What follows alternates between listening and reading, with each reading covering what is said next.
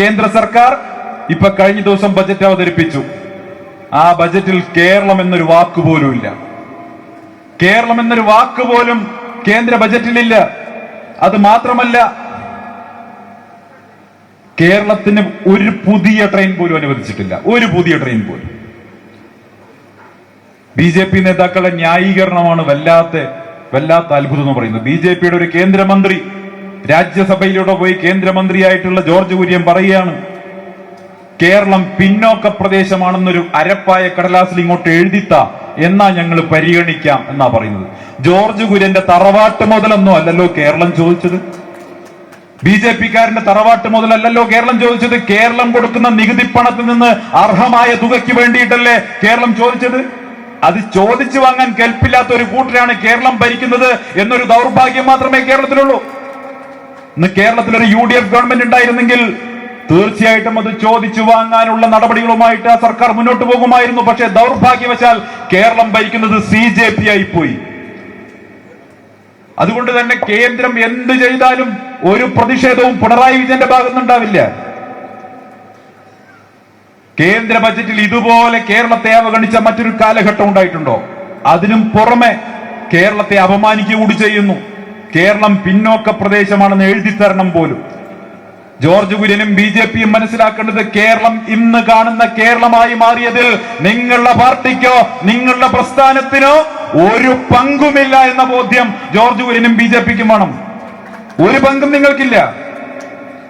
കേരളം ഇന്ന് കാണുന്ന കേരളമായിട്ടുണ്ടെങ്കിൽ, കേരളത്തിൽ ആധുനിക വിദ്യാഭ്യാസം ഉണ്ടായിട്ടുണ്ടെങ്കിൽ, കേരളത്തിലെ പൊതുസമൂഹം വികസിച്ചിട്ടുണ്ടെങ്കിൽ, ആരോഗ്യ മേഖല വികസിച്ചിട്ടുണ്ടെങ്കിൽ, പ്രിയപ്പെട്ടവരെ, അത് കേരളം ഭരിച്ച ഐക്യ ജനാധിപത്യ മുന്നണി സർക്കാരുകളും ലീഡർ K. കരുണാകരനും ഉമ്മൻചാണ്ടിയും അടക്കമുള്ള മുഖ്യമന്ത്രിമാരുടെ സംഭാവനകളുമായിരുന്നു. AK ആന്റണി അടക്കമുള്ള മുഖ്യമന്ത്രിമാരുടെ സംഭാവനകളായിരുന്നു എന്നുള്ള കാര്യം മലയാളികൾക്കറിയാം. BJPക്കാർക്ക് അതിൽ ഒരു റോളും ഇല്ല. എന്നിട്ട് അവര് പറയുകയാണ് നിങ്ങൾ എഴുതിത്ത. ഞാൻ ചോദിക്കട്ടെ, BJPക്കാരാ, നിങ്ങൾ ഇതേ വർത്തമാനം ആന്ധ്രയുടെ മുഖത്ത് നോക്കി പറയാൻ തയ്യാറാകുമോ? ചന്ദ്രബാബു നായിഡുവിന്റെ മുഖത്ത് നോക്കി പറയാൻ തയ്യാറാകുമോ? ഇതേ വർത്തമാനം ബീഹാറിലെ നിതീഷ് കുമാറിന്റെ മുഖത്ത് നോക്കി പറയാൻ നിങ്ങൾക്ക് ധൈര്യം ഉണ്ടാവുമോ?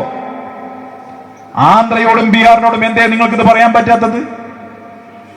നിങ്ങൾ ചോദിക്കാതെ തന്നെ ഫണ്ടുകൾ വാരിക്കോരി കൊടുക്കുന്നുണ്ടല്ലോ, കോടികൾ വാരിക്കോരി കൊടുക്കുന്നുണ്ടല്ലോ. എന്തേ കേരളത്തോട് ഈ ചിറ്റമ്മ നയം? അപ്പൊ കേരളം BJPയോട് വിമുഖത കാണിക്കുന്നത് കൊണ്ട് ആകപ്പാടെ കേരളത്തിൽ BJPക്ക് ഒരു എൻട്രി കിട്ടിയത് പിണറായി വിജയന്റെ സഹായത്തോടുകൂടി പൂരം മുടക്കി തൃശ്ശൂരിൽ നിന്ന് മാത്രമായതുകൊണ്ട് പാരമ്പര്യമായിട്ടുള്ള മലയാളി വിരോധമാണ് ജോർജ് കുര്യന്റെ വായിന്ന് പുറത്തു വന്നത്. തൃശ്ശൂരിൽ നിന്ന് ജയിച്ചിട്ടുള്ള MP, കേന്ദ്രമന്ത്രി പറഞ്ഞിട്ടുള്ള കാര്യം എന്താ? ഗോത്രവർഗ വിഭാഗങ്ങളുടെ കാര്യം നോക്കാൻ ഉന്നത കുലജാതർ തന്നെ മന്ത്രിയാവണം.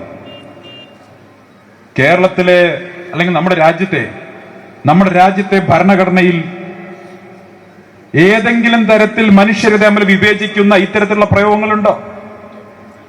ഉന്നത കുലജാതി എന്ന രീതിയിൽ നമ്മുടെ ഭരണഘടന തൊട്ട് സത്യപ്രതിജ്ഞ ചെയ്ത ഒരു മന്ത്രി സംസാരിക്കാൻ പാടുണ്ടോ? മനുഷ്യരെ ജാതിയുടെ പേരിൽ ഭിന്നിപ്പിക്കുന്ന അങ്ങേയറ്റം വിദ്വേഷപരമായ ഇത്തരം പ്രസ്താവനകൾ ഒരു കേന്ദ്രമന്ത്രിക്ക് ഭൂഷണമാണോ? എന്തേ BJP ഇക്കാര്യത്തിൽ നിലപാട് പറയാത്തത്? പ്രിയപ്പെട്ടവരെ, മനുഷ്യരെ ജാതിയുടെ പേരിൽ ഭിന്നിപ്പിക്കുന്ന വിദ്വേഷത്തിന്റെ വെറുപ്പിന്റെ രാഷ്ട്രീയമായിട്ടുള്ള BJP ആ വെറുപ്പിന്റെ ഭാഗമായി കേരളത്തെയും വെറുക്കുന്നു. കാരണം കേരളം മതനിരപേക്ഷതയുടെ മണ്ണാണ്, മതസാഹോദര്യത്തിന്റെ മണ്ണാണ്. അതുകൊണ്ട് തന്നെയാണ് BJP കേരളത്തെ വെറുക്കുന്നത്. കേരളത്തിന് 5 നയാ പൈസ പോലും തരരുത് എന്ന വാശിയാണ് കേന്ദ്ര സർക്കാരിനുള്ളത്. അതുകൊണ്ട് കേന്ദ്ര സർക്കാരിനോടും BJPയോടും ഞങ്ങൾക്ക് പറയാനുള്ളത്, ഇനി കേരള സർക്കാരാണെങ്കിലും ശരി, കേന്ദ്ര സർക്കാരാണെങ്കിലും ശരി, അർഹിക്കുന്ന ആനുകൂല്യങ്ങൾ, അർഹിക്കുന്ന പണം കേരളത്തിലെ ജനങ്ങൾക്ക് കിട്ടാനുള്ള പോരാട്ടത്തിൽ UDF മുൻപന്തിയിലുണ്ടാകും, ഐക്യ ജനാധിപത്യ മുന്നണി മുൻപന്തിയിലുണ്ടാകും എന്ന മുന്നറിയിപ്പാണ് നിങ്ങൾക്ക് തരാനുള്ളത്.